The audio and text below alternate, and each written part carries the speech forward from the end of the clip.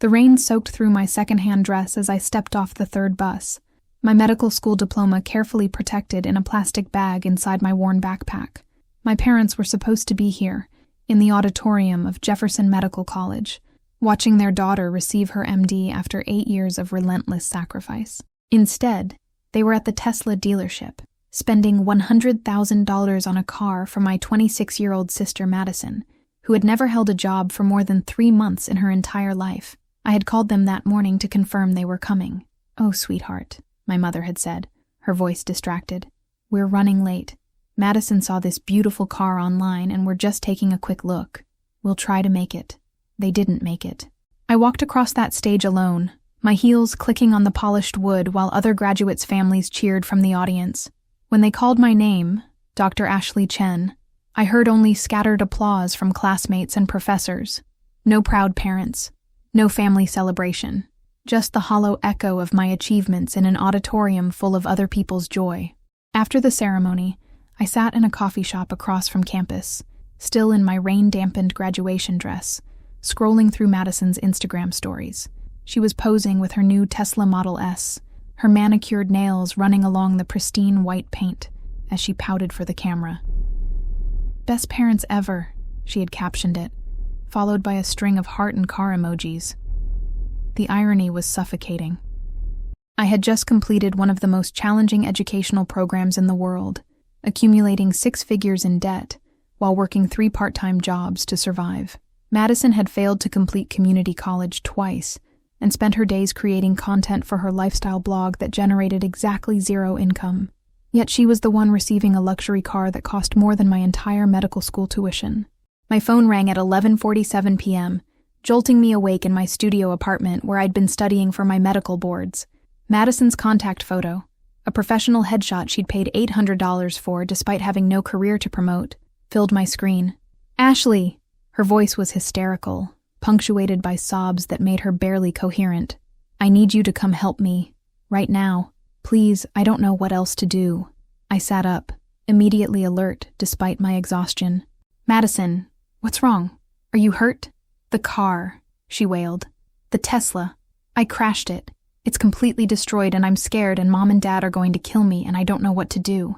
My heart sank as I processed her words. Less than 8 hours after receiving a $100,000 gift, Madison had managed to destroy it. "Are you injured? Do you need medical attention?" "No, I'm fine. But the car isn't, and there might have been drinking involved and my license might be suspended, and Ashley, you have to help me figure this out. You always know what to do." The familiar weight of expectation settled on my shoulders like a lead blanket. For 28 years, I had been the family problem solver, the responsible daughter who cleaned up Madison's messes while she floated through life consequence-free. I had bailed her out of credit card debt, talked her out of legal troubles, covered for her with our parents countless times, and every time I helped her, she learned that someone else would always fix her mistakes. "Where are you?" I asked, already knowing I would probably end up dragging myself out into the rain again to rescue my sister from her own poor choices. "Downtown, near 5th and Morrison. There are police cars and everything, and I think I need a lawyer. And Ashley, I'm so scared. Can you come get me? Can you help me figure out what to tell Mom and Dad?" I stared at my reflection in my dark apartment window, seeing the exhausted face of a woman who had spent her entire adult life prioritizing everyone else's emergencies over her own needs. My medical boards were in 6 weeks. I had exactly 14 hours between now and my next shift at the clinic. I needed sleep more than I needed to enable Madison's latest crisis. But the desperate sound in her voice triggered every protective instinct I'd developed during our childhood, when I'd been the one shielding her from consequences and smoothing over her mistakes. "I'll be there in 30 minutes, I said, already reaching for my coat. As I waited for my rideshare in the rain, I wondered when I had become so practiced at sacrificing my own peace for Madison's chaos, and more importantly, I wondered when I would finally find the courage to stop. The pattern had started when Madison was 3 and I was 5, though I wouldn't recognize it as a pattern until decades later. Madison had broken our grandmother's antique vase while playing dress-up with Mom's jewelry, and when our parents found the shattered pieces, I had instinctively stepped forward to take the blame. "Ashley knows better," our father had said, his disappointment cutting through me like glass. "Madison is too little to understand, but you should have been watching her." Even at 5 years old, I understood that protecting Madison was my job. She was the baby, the beautiful one with golden curls and enormous blue eyes that could melt anyone's resistance. I was the serious older sister, responsible and sensible, the one who cleaned up messes and prevented disasters. As we grew older, the dynamic only intensified. Madison would forget her homework, and I would help her complete it the morning it was due. She would spend her allowance on candy and magazines, then borrow money from me for school supplies. When she got in trouble for talking during class, I would convince our parents that she was just enthusiastic about learning and needed better outlets for her social energy. Our parents ate it up.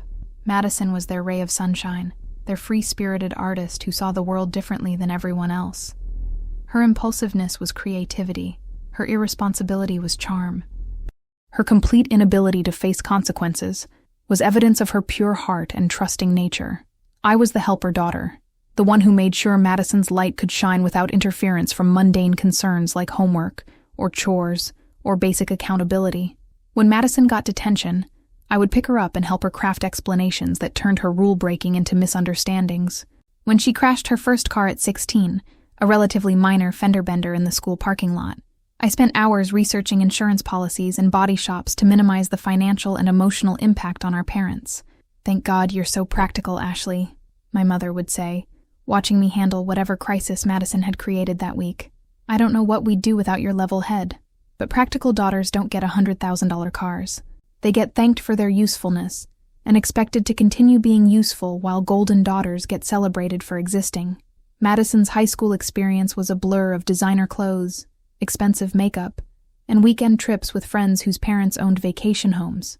My high school experience was advanced placement classes, part-time jobs, and college preparation that I navigated entirely alone because our parents were too busy managing Madison's social calendar to help me with applications or financial aid forms.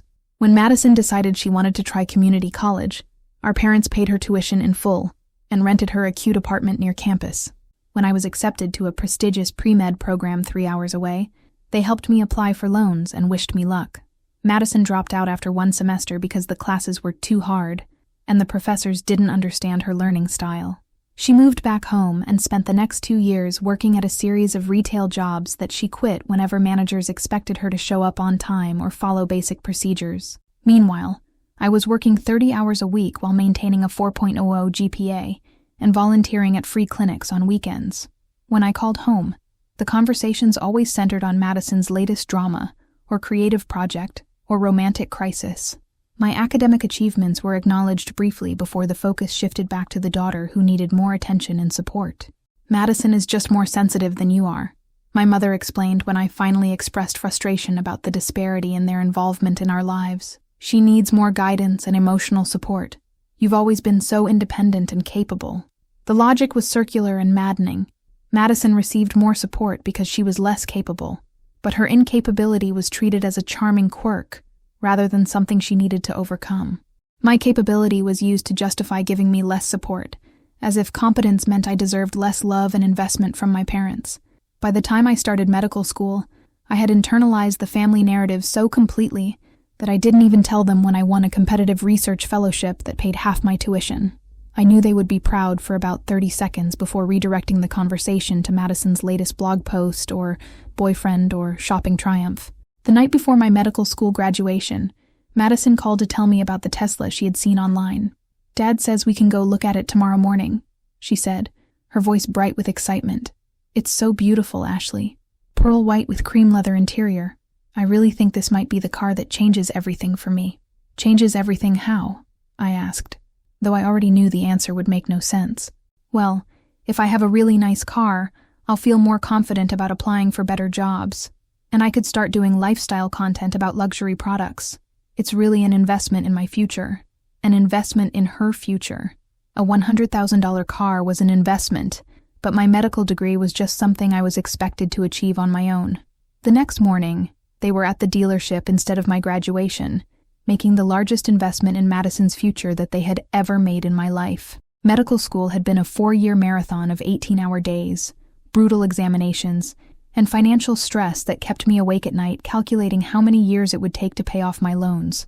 While Madison posted Instagram photos from Cabo and Napa Valley trips funded by our parents, I was surviving on ramen noodles and generic brand everything, working 3 part-time jobs to keep my debt from spiraling completely out of control. My typical day started at 4:30 a.m. with a shift at the campus coffee shop, where I served overpriced lattes to classmates whose parents had paid their tuition in full. After morning classes, I would sprint across town to my afternoon job as a medical scribe at a busy clinic, documenting patient visits for $12 an hour while absorbing invaluable clinical experience. Evenings were reserved for studying until my eyes burned, interrupted only by my weekend shifts as a research assistant in the university lab. The work was exhausting, but it was also oddly satisfying to know that every dollar I earned was mine, that my achievements were built on my own effort, rather than family subsidies. When I made Dean's List 3 semesters running, the accomplishment felt genuine because I had sacrificed sleep, social life, and sanity to earn it. Madison's life during the same period looked like something from a lifestyle magazine. Our parents had given her a small allowance of $3,000 per month to support her while she found herself and developed her personal brand. She spent her days taking yoga classes, attending pottery workshops, and creating content for her lifestyle blog that attracted exactly 47 followers, most of whom were family friends obligated to show interest. "I'm building my influence," she would explain when relatives asked about her career plans. "Authenticity takes time to develop, and I want to make sure my brand reflects my true values before I monetize it." Her true values apparently included designer handbags, weekly spa treatments, and elaborate brunches at trendy restaurants that she photographed extensively but rarely finished eating. Meanwhile, I hadn't eaten at a restaurant that didn't accept student discount coupons in 2 years. The contrast became painfully obvious during family gatherings, where Madison would regale everyone with stories of her latest adventures while I tried to stay awake after working a double shift at the clinic. Our parents would beam with pride as she described her yoga teacher certification program or her new meditation practice, treating her expensive hobbies like meaningful career development. When I mentioned my research on cardiac rehabilitation protocols or my clinical rotations in emergency medicine, the conversation would shift politely back to Madison's more accessible achievements. Medical terminology was boring. Madison's journey of self-discovery was endlessly fascinating. The breaking point came during my 3rd year, when I was struggling to pay for my medical licensing exams. The fees totaled nearly $2,000, money I didn't have despite working every available hour. I had been eating peanut butter sandwiches for 2 weeks straight, trying to save enough money to register for the tests that were mandatory for continuing my medical education. That same week, Madison posted photos from her spiritual retreat in Sedona, a $5,000 weekend workshop on intuitive healing and chakra alignment that our parents had funded as an early Christmas gift. I finally called home to ask for help with the exam fees, something I had never done in 4 years of medical school.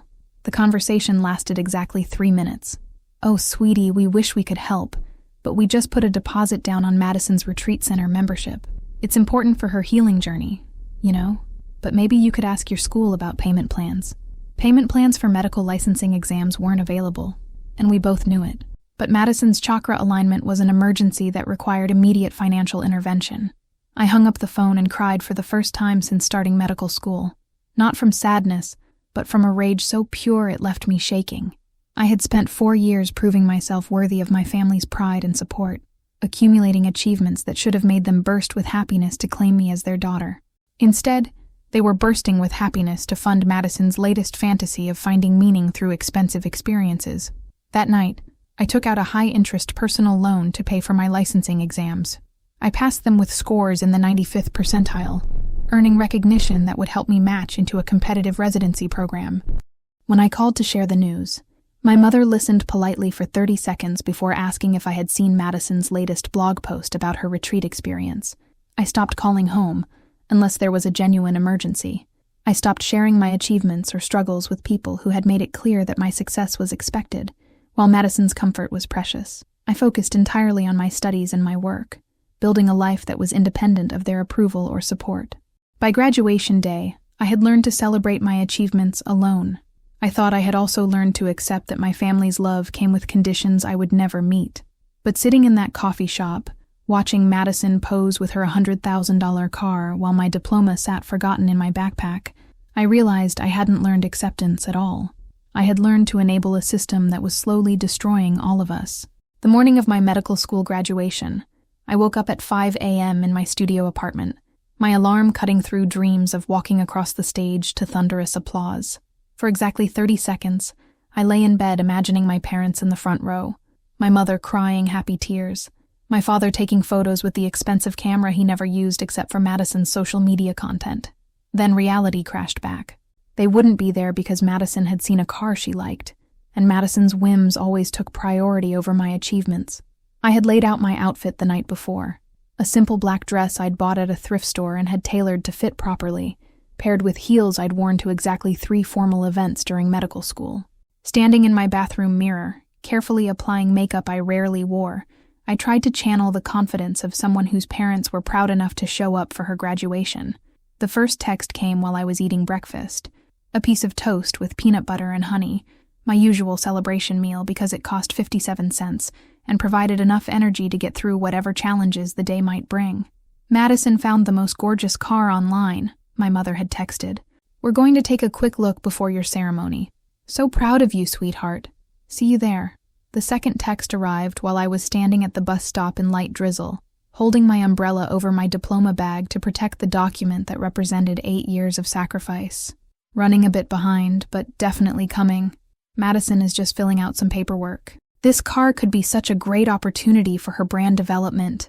The third text came while I was sitting in Jefferson Medical College's auditorium, watching other families fill the seats around me. Grandparents with flowers, parents with cameras, siblings with congratulatory balloons. The empty chairs beside me felt like a physical manifestation of my family's priorities. So sorry, honey. The dealership process is taking longer than expected. We'll try to catch the end of the ceremony. Madison is so excited about her new car. There was no fourth text. By the time they called my name, I knew my parents were at the Tesla dealership, probably taking photos of Madison signing purchase agreements with the same enthusiasm they should have been documenting my graduation. After the ceremony, I sat alone in the coffee shop across from campus, scrolling through Madison's Instagram story, in a masochistic ritual I couldn't resist. The first video showed her walking through the Tesla showroom, her manicured fingers trailing along various models while she provided breathless commentary about their energy and aesthetic alignment with her personal brand. The second video showed our parents beaming as Madison posed with the pearl white Model S, their faces glowing with the kind of pride I had imagined seeing at my graduation. Our father was explaining financing options to the sales representative, while our mother held Madison's purse and took photos from multiple angles. The final video was Madison behind the wheel, tears of joy streaming down her face as she adjusted mirrors and explored the car's touchscreen interface. I can't believe this is really mine, she said, her voice choked with emotion. Best parents in the world. I'm so grateful for this opportunity to really invest in my future and my brand development. Opportunity, investment, future, brand development.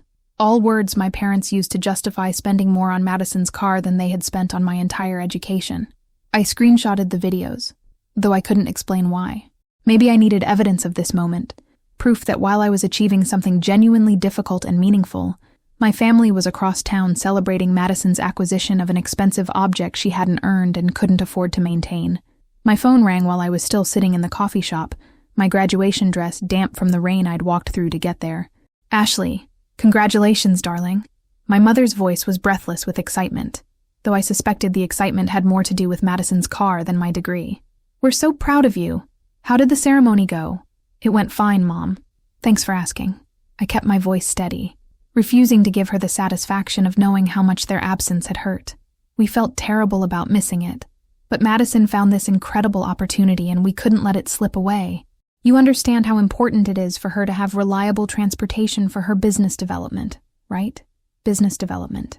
Madison's blog that made $0 was apparently a business that required a $100,000 vehicle to develop properly. Of course, I said, tasting acid in my throat. I'm sure it will change everything for her. That's exactly what we thought. She's already talking about doing lifestyle content featuring the car, maybe partnering with Tesla for promotional opportunities. It's really an investment in her entire future. An investment in Madison's future that cost more than my medical school tuition, made possible by parents who had never once offered to invest in mine.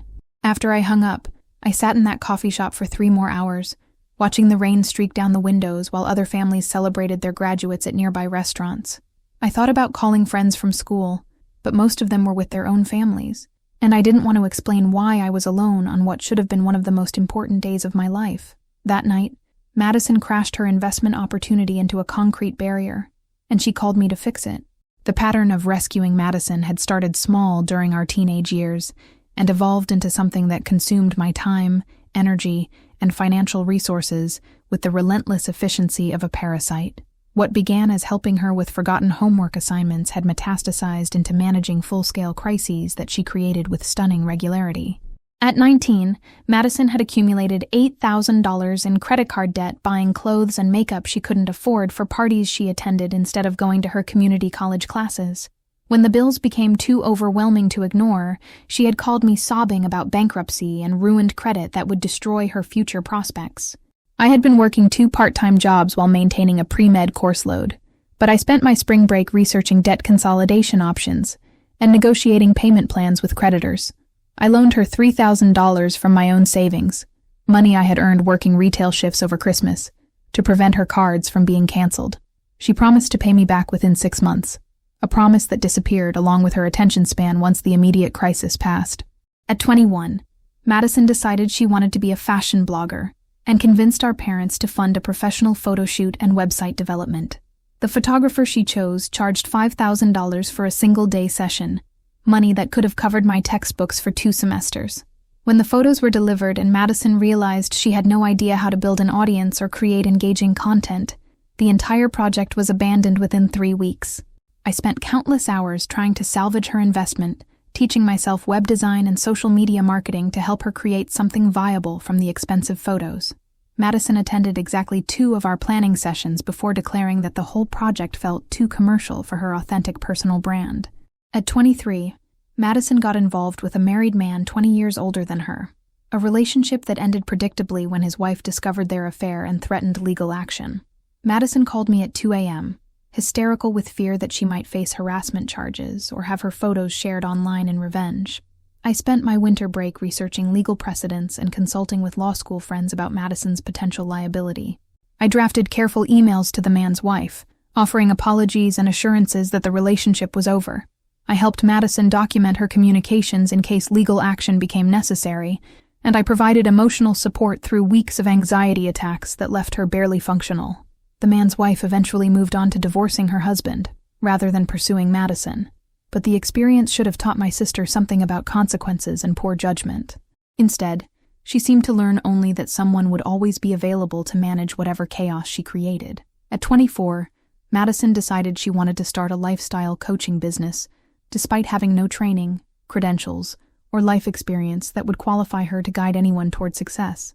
She convinced our parents to pay for an expensive certification program and professional branding package that cost more than I made in 4 months of research assistant work. When potential clients proved resistant to paying someone with no track record or measurable achievements, Madison pivoted to selling essential oils through a multi-level marketing scheme. She recruited family friends and distant relatives as customers, promising them life-changing results from products she had never used herself. When the MLM scheme collapsed, as all MLM schemes eventually do, Madison faced angry customers demanding refunds and former friends who felt betrayed by her sales tactics. Once again, I found myself managing the fallout, crafting apology letters and researching consumer protection laws, while Madison retreated to her room to recover from the stress of facing consequences. At 25, Madison announced she was taking a gap year to travel Europe and find herself through authentic cultural experiences. Our parents funded a 6-month adventure that cost more than most people's annual salaries, while I was eating ramen noodles and working overnight shifts at the hospital to afford my medical board preparation courses. Madison documented her journey extensively on social media, sharing photos of herself at expensive restaurants and luxury hotels, while describing her spiritual awakening and personal growth. When she ran out of money 3 months early and called from Prague asking for emergency funds to avoid being stranded in Europe, I liquidated my small investment account to wire her enough money for a flight home. She never paid me back. She never acknowledged the sacrifice I had made to prevent her from facing the natural consequences of poor financial planning. She never seemed to understand that my availability to solve her problems came at the cost of my own security and peace of mind. Each rescue made the next crisis more likely, because Madison learned that someone would always cushion her fall. Each time I bailed her out, I enabled her to take bigger risks and make worse decisions, confident that her mistakes would never truly cost her anything. The night she crashed the Tesla, I realized I had been participating in a system that was slowly destroying both of us. Madison would never develop resilience or judgment, as long as someone else bore the consequences of her choices, and I would never have the emotional energy to build my own life, as long as I was constantly managing hers. But breaking a pattern that had defined our relationship for 15 years would require courage I wasn't sure I possessed. The rain had turned to sleet by the time my Uber pulled up to the intersection of 5th and Morrison, where flashing red and blue lights painted the wet asphalt in garish colors. I spotted Madison immediately. She was sitting in the back of a police cruiser, her blonde hair disheveled and her makeup streaked down her cheeks, clutching her phone like a lifeline. The Tesla was approximately 50 feet away, crumpled against a concrete traffic barrier like expensive origami. The front end was completely destroyed, the hood folded upward at an impossible angle, and fluid leaked from underneath the chassis onto the road. Even in the darkness, I could see that Madison's $100,000 investment opportunity had been reduced to very expensive scrap metal. I approached the police officers first, introducing myself as Madison's sister, and trying to assess the situation before getting emotionally involved. Officer Rodriguez was professional, but weary. Clearly this wasn't his first encounter with a privileged young woman whose poor decisions had created problems that money might not solve. "Your sister's blood alcohol content was 11, he said, consulting his notepad. "She's being charged with DUI, reckless driving, and destruction of public property. The concrete barrier she hit is part of a city infrastructure project, so there will probably be additional fines for the repair costs." My heart sank as I calculated the legal and financial implications of Madison's night out. DUI lawyers were expensive, court costs added up quickly, and the destruction of city property could result in significant civil liability beyond the criminal charges. "Was anyone else hurt?" I asked, already dreading the answer. "No other vehicles involved, and she wasn't injured beyond some bruising from the airbag deployment. She's lucky. At the speed she was traveling when she lost control, this could have been much worse." Lucky. Madison had always been lucky, protected by the universe's apparent commitment to shielding her from the worst consequences of her own poor judgment. Even when she drove drunk and crashed a $100,000 car, she managed to do it in a way that only destroyed property rather than lives. Officer Rodriguez gestured toward the police car where Madison sat waiting. "She's been asking for you for the past hour. Says you'll know how to handle this, that you always fix things for her." The phrasing made my stomach churn. Madison had trained even strangers to see me as the family problem solver, the person whose job it was to manage whatever chaos she created. Even the police expected me to fix things for my adult sister, instead of letting her face the consequences of driving under the influence. I approached the cruiser slowly, steeling myself for Madison's tears and desperate pleas for rescue. She looked up when she saw me coming, her face crumpling with relief as if my arrival guaranteed that her problems would disappear. "Ashley." She launched herself out of the car and into my arms, sobbing against my shoulder with the desperate gratitude of someone who had never doubted that rescue would come. "Thank God you're here. I was so scared they were going to take me to jail, and I didn't know what to do, and I knew you would figure everything out." The familiar weight of her expectation settled on my shoulders like a lead blanket. Madison's assumption that I would figure everything out revealed how completely she had abdicated responsibility for her own life, confident that someone else would always manage the consequences of her choices.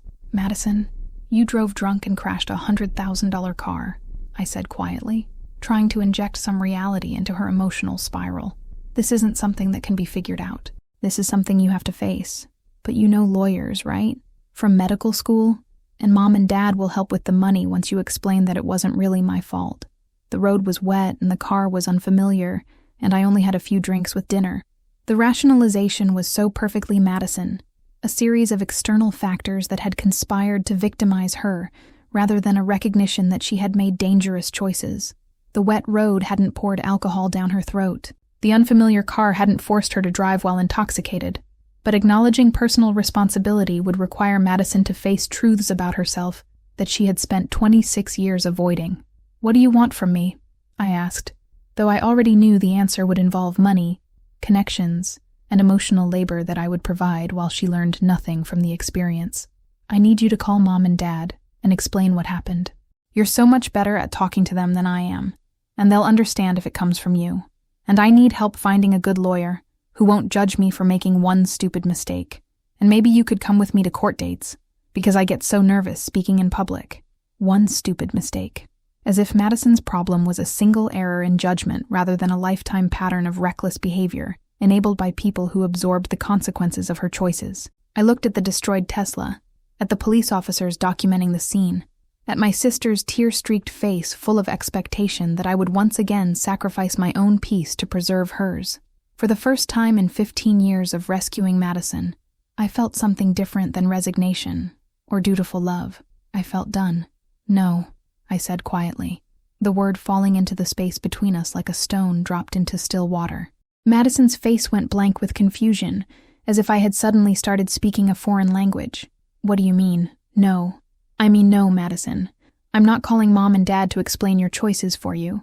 I'm not finding you a lawyer to minimize the consequences of driving drunk. I'm not holding your hand through court dates while you pretend this was just bad luck instead of bad judgment. The silence that followed was so complete I could hear the hiss of sleet hitting hot car engines and the distant sound of a tow truck approaching to collect the remains of Madison's investment opportunity. But you always help me, Madison said, her voice small and bewildered. You're my big sister. That's what you do. What I do is enable your complete inability to function as an adult. What I do is teach you that someone else will always clean up your messes so you never have to learn from your mistakes. Madison's confusion was shifting toward anger. The same frustrated rage she'd displayed as a child when someone dared to set boundaries around her behavior. I can't believe you're being like this. I called you because I needed my sister, not a lecture. You called me because you needed a fixer, not a sister.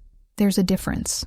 I pulled out my phone and showed Madison my banking app, scrolling through years of transactions that told the story of our relationship in devastating detail. Loan to Madison, $3,000.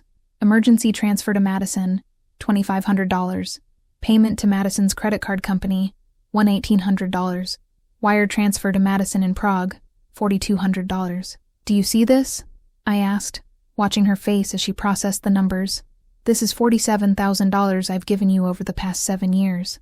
Money I earned working multiple jobs while going to medical school. Money I should have used for my own education, my own security, my own future.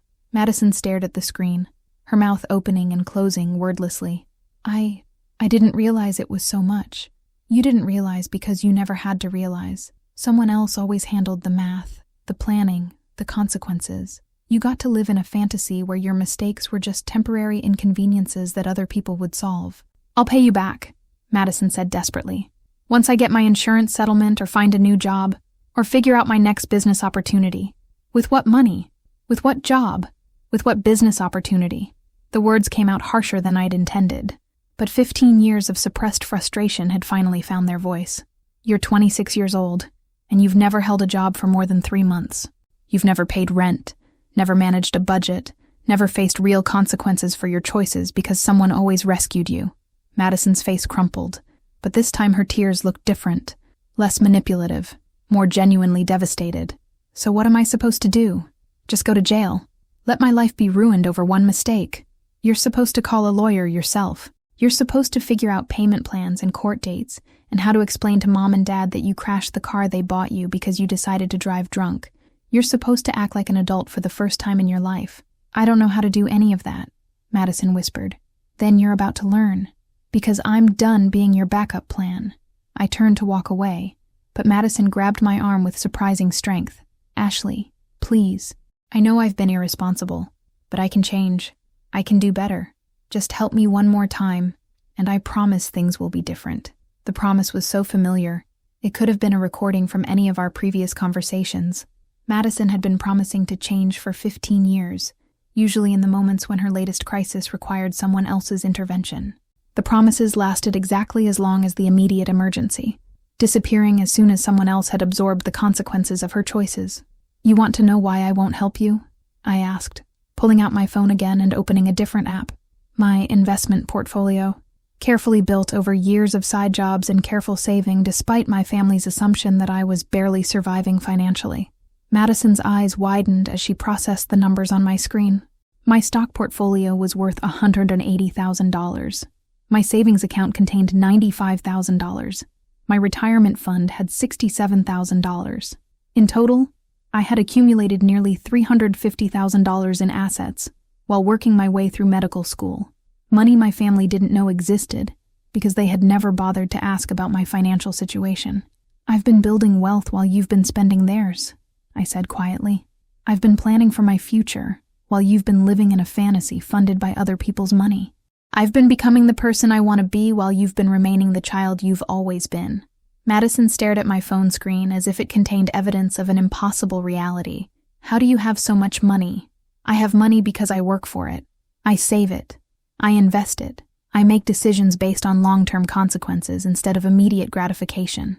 I put my phone away and looked directly into Madison's shocked face. "I have money because I don't spend my life depending on other people to solve my problems." The revelation hung between us like a wall that had suddenly appeared, separating the sister who had always needed rescue from the sister who had secretly never needed rescuing at all. The emergency family meeting convened in our parents' living room at 10 a.m. the next morning, after Madison had spent the night in jail, and I had spent the night fielding increasingly frantic phone calls from our mother. The familiar space felt different now. The family photos that had always emphasized Madison's achievements while minimizing mine. The expensive furniture that reflected priorities I finally understood. The atmosphere of crisis management that had defined so many of our family gatherings. Madison sat hunched on the couch, still wearing yesterday's clothes, and the hollow expression of someone who had encountered reality for the first time in 26 years. Our parents flanked her like bodyguards, their faces drawn with worry and bewilderment at their golden child's fall from grace.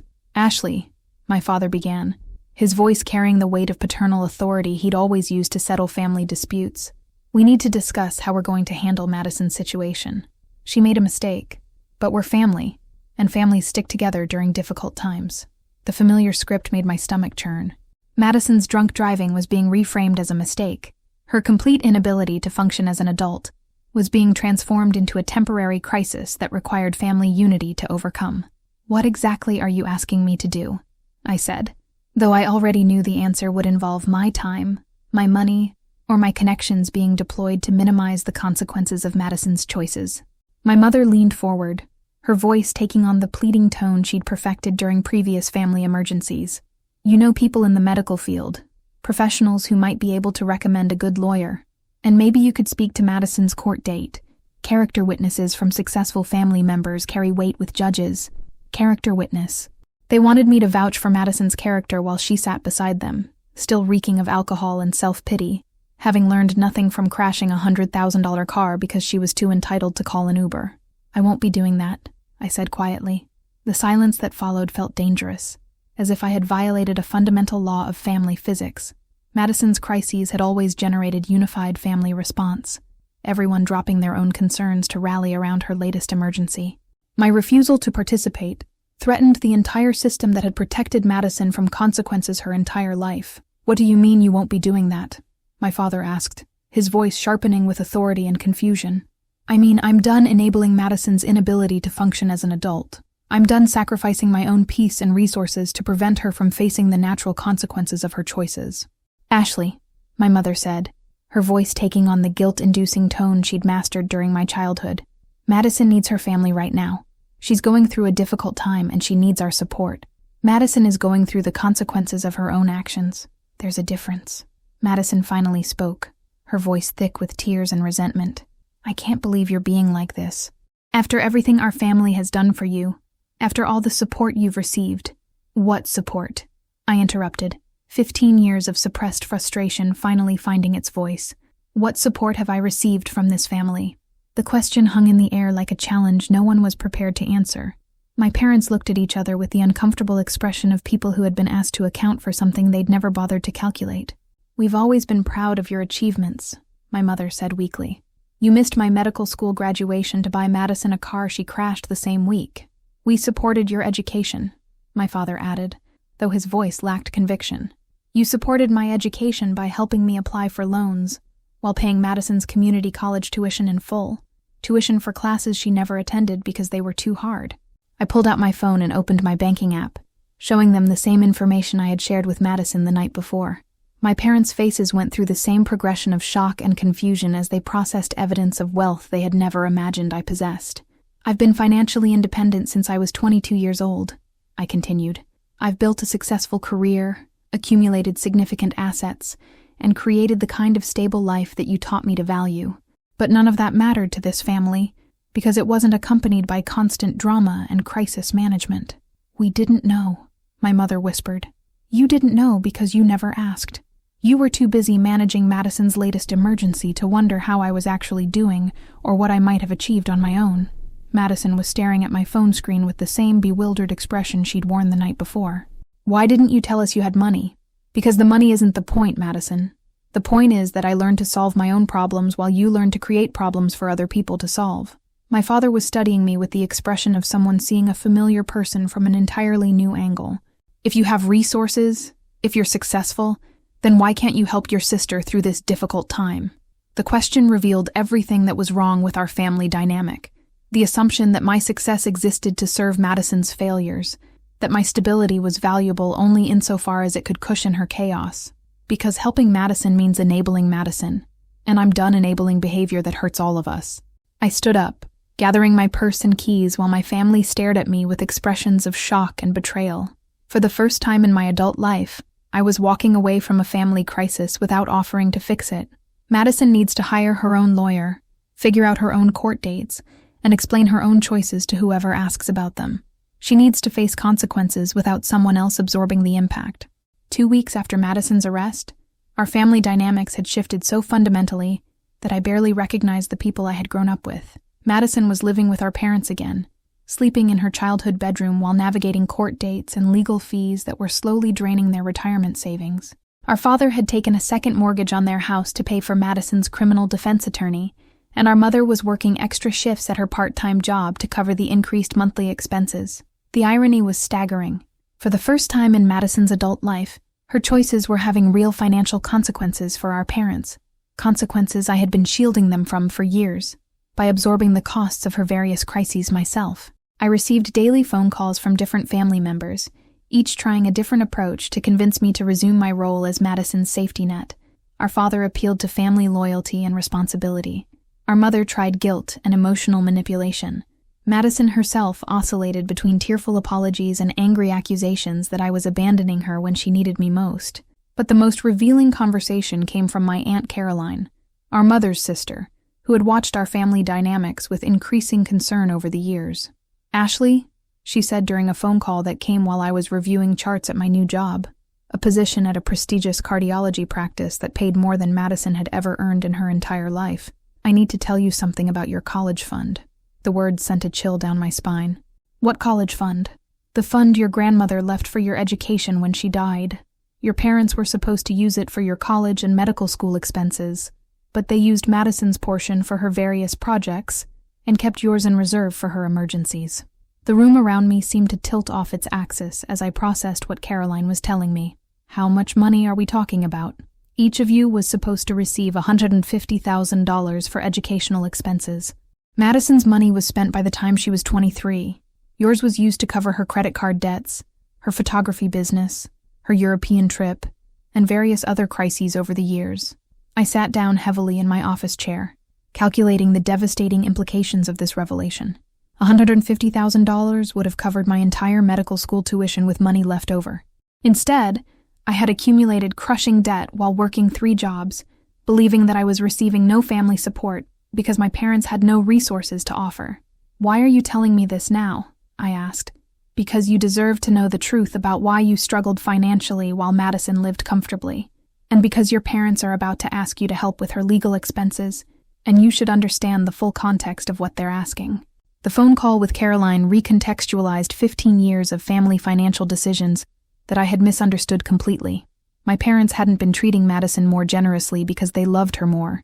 They had been treating her more generously because they were spending money that belonged to both of us, money that should have supported my education instead of funding Madison's lifestyle.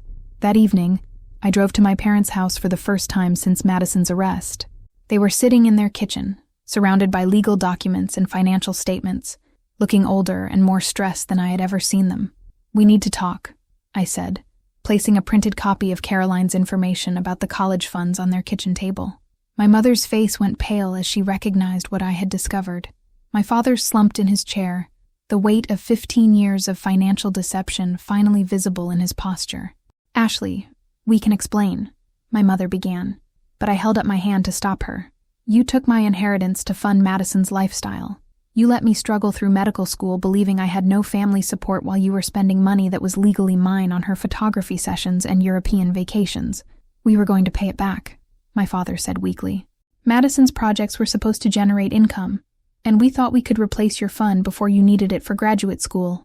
Madison's projects were never going to generate income. You knew that. You all knew that. But you spent my education money anyway, because Madison's immediate wants were more important than my long-term needs. The financial theft was devastating enough, but the betrayal cut even deeper.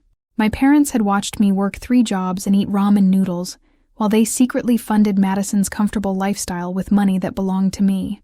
What do you want from us? My father asked, his voice hollow with defeat. I pulled out a legal document I had prepared with the help of an attorney, a detailed accounting of the missing inheritance, including interest and damages, totaling $247,000. I want restitution, full repayment of my stolen inheritance, plus legal interest for the 15 years you've had access to money that was legally mine. My mother started crying, the kind of desperate tears that come from realizing that consequences are finally arriving after years of delay. We don't have that kind of money, she said. The house is already mortgaged, and Madison's legal fees. Then you'll need to figure out how to get it. Sell the house, liquidate your retirement accounts, ask Madison to contribute from whatever resources she might have, but you will pay back what you stole from me. The word stole hung in the air like an accusation that could never be taken back. For the first time in my life, I was holding my family accountable for the way they had treated me, and for the first time in their lives, they were facing consequences for prioritizing Madison's comfort over everyone else's well-being.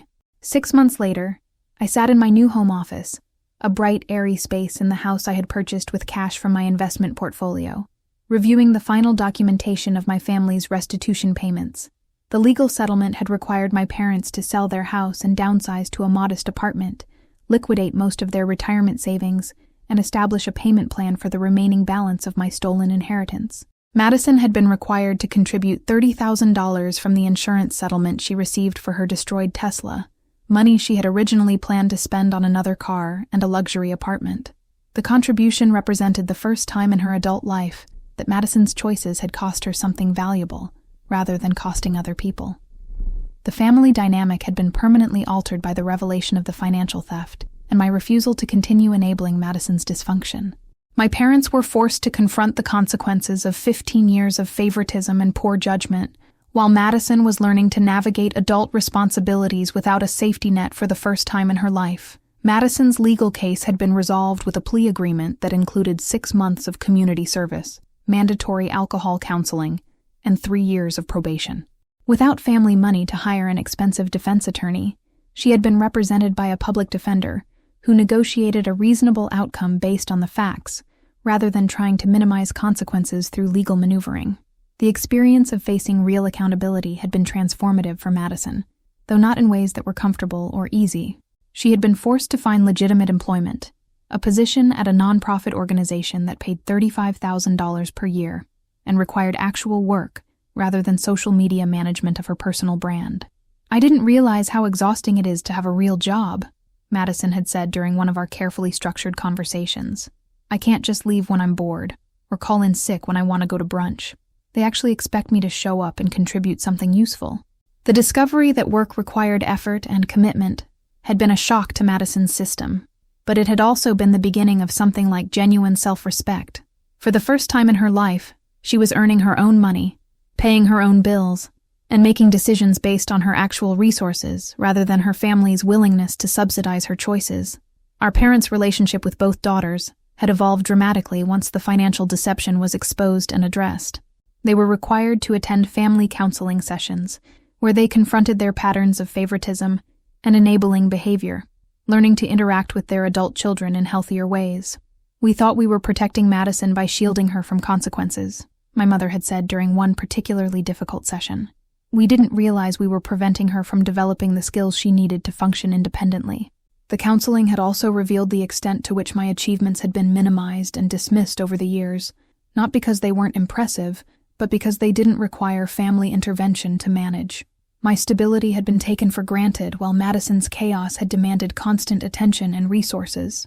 My relationship with my family was slowly rebuilding on a foundation of honesty and mutual respect, rather than crisis management and resentment. Madison and I met for coffee every few weeks, conversations that were sometimes awkward but increasingly genuine, as she learned to relate to me as an equal, rather than as a rescue service. "I keep thinking about all the times you bailed me out," Madison had said during our most recent meeting. "I never understood what it cost you. Not just the money, but the emotional energy, and the time you could have spent on your own life. I enabled your problems as much as Mom and Dad did," I admitted. "I thought I was being loving and supportive, but I was actually preventing you from growing up.